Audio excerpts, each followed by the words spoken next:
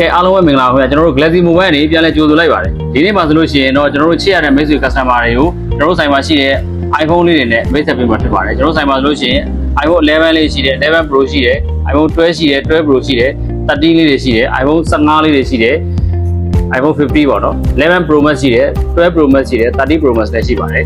စိတ်ကြိုက်ရွေးချယ်ဝယ်ယူဖို့အတွက်ကျွန်တော်တို့ဆိုင်မှာအယောင်လေးတွေရော model လေးတွေရောစုံလင်စွာနဲ့မိတ်ဆွေ customer တို့အတွက်ကျွန်တော်တို့ဖန်တီးပေးထားပါတယ်အဲ့တော့ကျွန်တော်တို့ဆိုင်မှာဆိုလို့ရှိရင် iOS ဒီ iPhone တွေအတွက်အမကန်တစ်လတိတိပေးထားပြီးတော့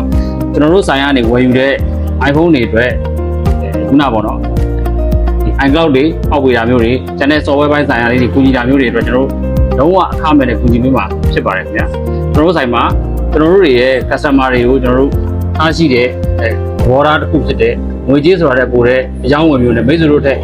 လိုအပ်ချက်တွေကိုကူညီပေးနိုင်ဖို့ကျွန်တော်တို့အများအားစူးစမ်းနေပါတယ်ဆိုတော့စောင်းဖို့အတိုင်းပဲကျွန်တော်တို့အများအားကျွန်တော်တို့ရှိကဝန်ဆောင်မှုလေးတွေနဲ့မိတ်ဆွေ customer တို့ကိုကျေးဇူးပြုဖို့အတွက်အများအားစီစဉ်ထားရှိပါတယ်ဒီထက်ပိုကောင်းတဲ့အစီအစဉ်တွေနဲ့လည်းကျေးဇူးတုံ့ပြန်ဖို့အများအားကျွန်တော်တို့စီစဉ်ထားရှိပါတယ်အားလုံးကိုကျေးဇူးထူးနေရှိပါတယ်ကျွန်တော်တို့ဆိုင်မှာစိတ်ကြိုက်လာရောက်ပြီးတော့ကြည့်ရှုဝယ်ယူအားပေးနိုင်တယ်လို့ကျွန်တော်တို့ဆိုင်ကိုမလာနိုင်တဲ့သူတွေအတွက်လည်းဖုန်းနဲ့ဖြစ်စေကျွန်တော်တို့